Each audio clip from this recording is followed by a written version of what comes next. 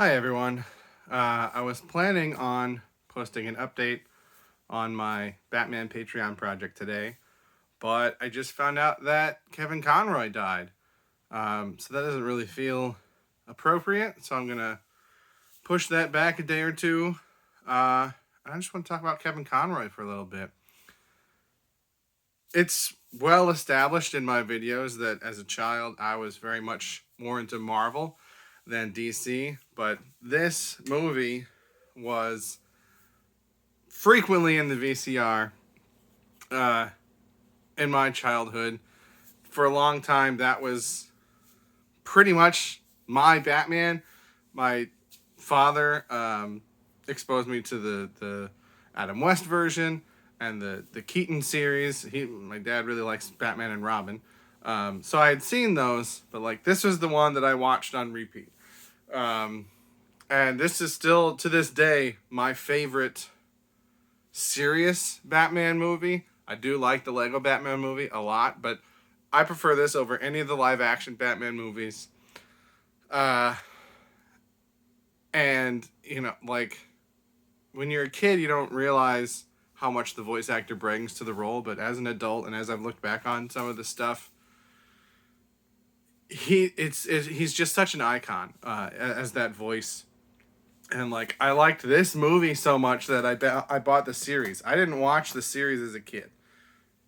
I don't know what about it. I was only like 2 or 3 when it was on the air, so I missed the initial run. I think was it 92 or 95. I was born in late '89. I think I missed it. I remember Justice League being on the air when I was a kid, but I didn't really get into those. But like again, as an adult, I bought the series because I liked the movie so much, and then I liked the series so much, I bought the entire rest of the DCAU. And like, even separate from that, like if you enjoy modern superhero media in some way, shape, or form, that's been influenced by Kevin Conroy, almost certainly. I don't play a lot of video games, but like Assassin's Creed and superheroes are kind of the only stuff that I do, and not even all the superhero stuff. But I have every Batman Arkham game. I know he's not the voice in all of them, but like that's what got me into those games. And I was fortunate enough to meet Kevin Conroy wearing this exact shirt. It's got a stain on it, which I had to crop out of the picture, which was unfortunate. Um, this was several years ago now, but I've met several people at Comic-Con. Most people, when I get my picture taken with them, it's like in the big fancy photo area, right? And so they're just going through people and they've got their happy face on, right? And they're very nice and kind. There have been a few people where I've just got the photo op at their little booth, not in the big photo section.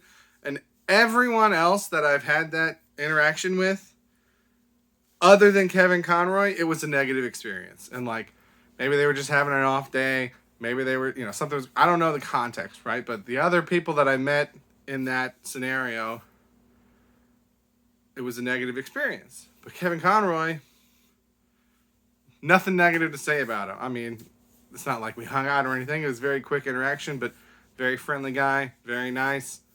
Posed with a picture for me there. And,